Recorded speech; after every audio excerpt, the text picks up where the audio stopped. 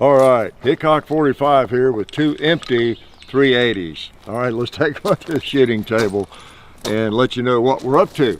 For those who can't read, didn't read the title, right?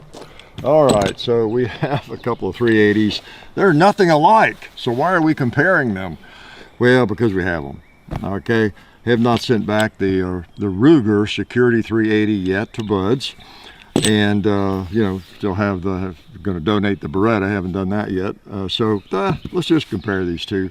It's not often we have two 380 pistols in this size range around here, you know, at all, much less at the same time. So good excuse to just see what we think about the difference between the two. Okay. It might be a couple you're looking at. I'll link to the videos on each firearm as well, the original videos, and just let you know what I think. That's mostly what we do. We let you know what we think, and that's pretty scary at times, right? So and I'm just going to shoot these two and talk about it a little bit since we have them, still have them here. And again, we got the Beretta 80X Cheetah, which is kind of a, hey, would you call it a reissue, a newer version of the Cheetah that they used to make. I don't know how many years they went not making it, but you know, brought it back recently, and pretty cool. Watch the video on this firearm and this one. I'll link to them. So, how are they similar? How are they different? Well, I don't know. They're not a lot different. I haven't weighed them, but I think the Beretta's a little heavier, more steel in it. Not dramatically though. If you're going to carry a pistol this size in a 380 or any caliber, it's going to be in a holster, belt holster probably, and you know, not enough difference to write home about in terms of that, or to dissuade you from packing it or into packing two of them since it's so light instead of one or anything like that. But I think the Ruger is a little bit lighter maybe. And capacity wise, the Beretta holds 13 in the mag if you live in a more free state.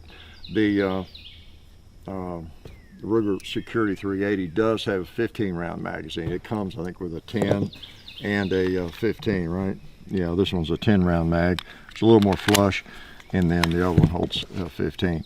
Now, you know, that's one of those deals where, okay, this one holds 13, the Beretta, but this 15 round mag, let's put that in this gun. I always like to point that out, that it's not too dramatic, you know, not much longer is it for 15 rounds. Yeah, sometimes, you know, you have a firearm with a magazine, oh, this gun holds more bullets. Well, yeah, of course it does. The mag and grip end up being 5 inches longer too, yeah, but that's not a lot different. So yeah, you get 13, 15 round mags, not a big difference there. And I'll tell you, one of the biggest differences might be just in the price. Yeah, as you might imagine, Beretta versus Ruger. If you know, you don't have the budget to just, you know, throw it at this, you're going to find the Beretta 80X for around $750, probably in that neighborhood, between $700 and $800. So not cheap, but you got the Beretta quality. You know, it's kind of a scaled down version of the 92. Series of guns, and you got a plate there where you put an optic on it and all that, Picatinny rail, everything. You know, but you don't have that option here with the optic, I guess. But this sells for the Ruger for about $350, something like that. So, or less. Yeah, actually, I think it was like 300 or less. So it just depends in 380. So you're talking about around half the money for the Ruger. Okay. And now we have, let's see, I'm trying to think if we had any malfunctions with either one. Don't think so. I can't recall with either one of these that we've had any problems, malfunction. Well, my brain malfunctioned a little bit on the Beretta, trying to figure out the decocker, you know, safety, that extra notch there. I thought was a notch, but it's really not. And you know, so you got that. But yeah, no malfunctions. So I put a load of mags in there just to look at the length, but there's nothing in chambers. So other differences, you got this is actually hammer fired. See the hammer back there? These Security 9s and Security 380s are actually hammer fired. You know, it's a kind of hidden hammer. Feels a little bit like a striker fired gun, but they're hammer fired. Pretty nice trigger, And of course you're gonna get the same trigger. That's one of the differences between these two. Unless you cock it first, which you probably wouldn't do if you're carrying it as a defensive firearm. You're gonna be carrying it like this probably, right? I doubt, you could carry it with the safety on and the decocker up like that, to where nothing will happen until you push that down, and then you got a longer double action pull if you want to be doubly safe. My guess is a lot of people would carry it like this with the decocker down, and just have a long double action pull for the first shot when they pull it. Okay, kind of like a revolver, same feel. Whereas this one, the Ruger, it's going to have the same trigger pull every time, which is a nice trigger pull. Okay, nice trigger pull. Yeah. And I would say well, let's shoot a little bit more, can we? I'm not sure which one I shoot better. They both feel good in the hand. And since the hand is where you're going to be holding them, that's a good place for them to feel good, right? Let's shoot them like you're supposed to. Like, oh yeah, feels very good. I'm going to go over to the gong. I don't know whether I hit or not.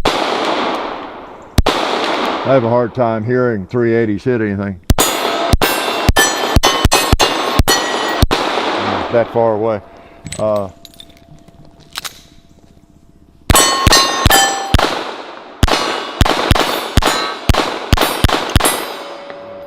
I kind of like that single action pull on this gun is really nice. Once you get to the single action, it feels really good. But they both are good shooters, really are. And we've talked about the issue of having a firearm that's large and 380 in both of these videos, I think, which I'll link to, as I've said 14 times now. So you got that issue. Of course, we all know they are large guns for a 380 cartridge. Okay, and there's negatives to that and there's positives to that. So as far as safeties, kind of explain the Beretta there and how that thing operates with the decocker. And what you get, I'll push it all the way up and you get it decocked, and then if you push back down, you've got a double action pull. This, you have the consistent pull. You do have a thumb safety here. If you want to carry it cocked and locked, you could do that. Let's just cock it. Okay, so I'm going to put the safety up. It's very stiff, so now it will not fire.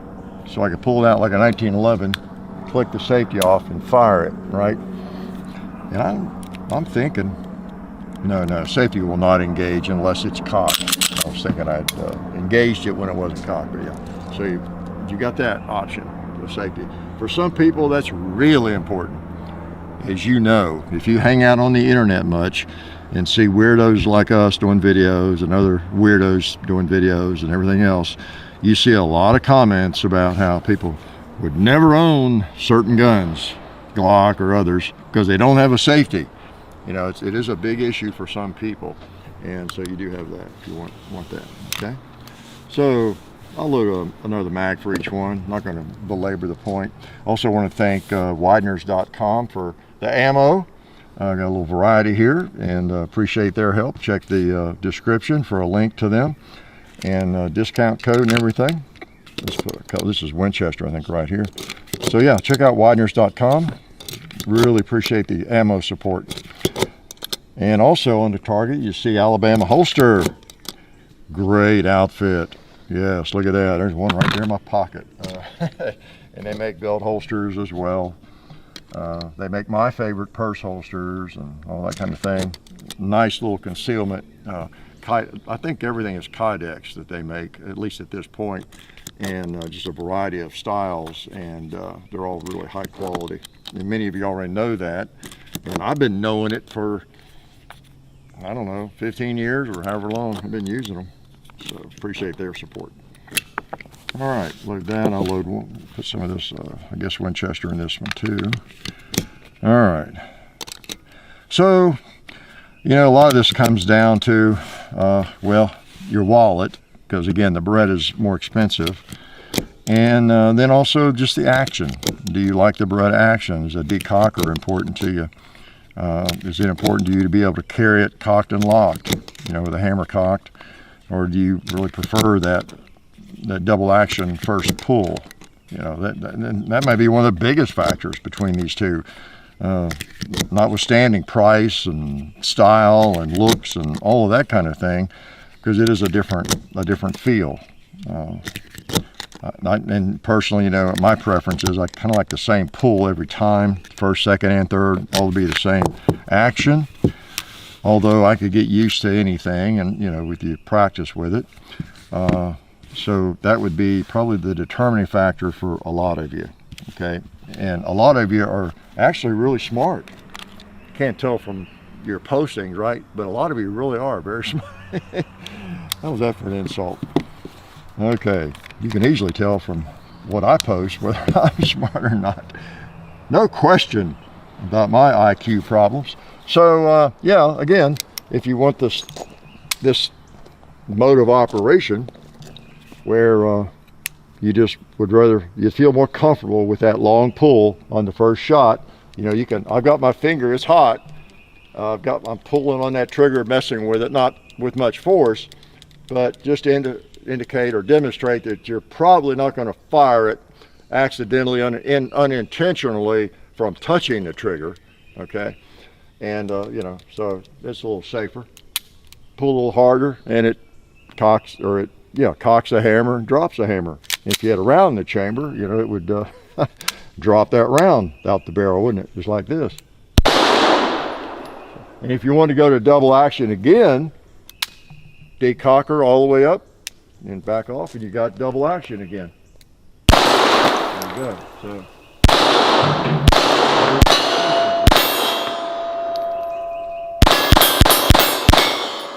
Yeah, good feeling little pistol. Sometimes if you just like the feel and the trigger on a firearm, you know, it outweighs some other advantages of another firearm, you know, so just depends. I always advise try to get to a rental range if you can to try any of these.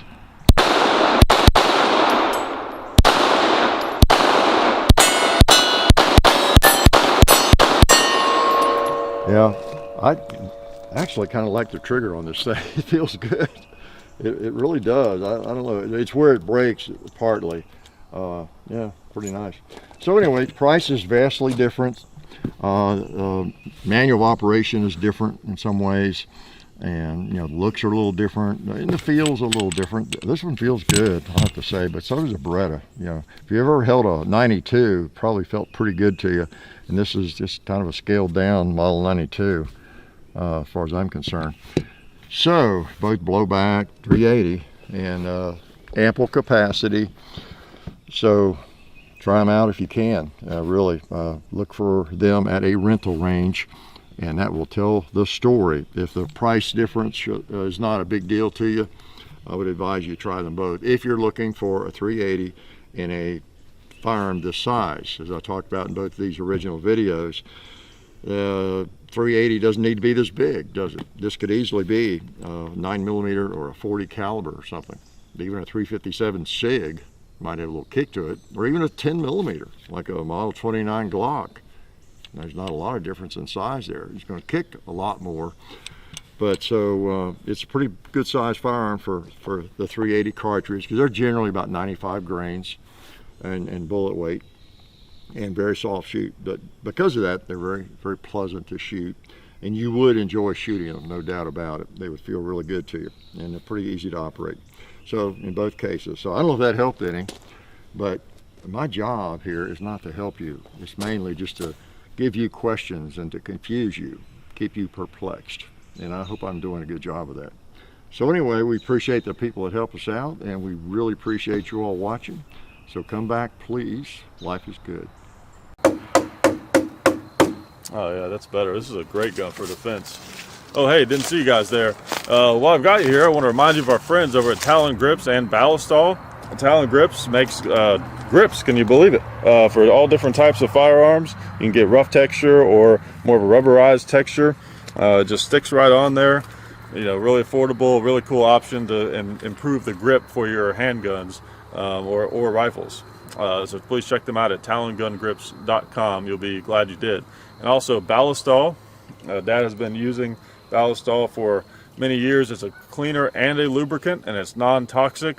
It works really great, and we're happy to have them on board since it's been a part of our shooting endeavor for a very long time. So go to ballistall.com, talongungrips.com, and also while you're out there, I'm juggling all these things here. Also, while you're on the internet, please do check out our other social media like Hickok45 on Facebook. There's also Hickok45 on Twitter, The Real Hickok45 on Instagram. There's a John_Hickok45 on Instagram where I do some things. There's Hickok45.com. You can find us also on Gunstreamer. So check out all that stuff and then watch more videos.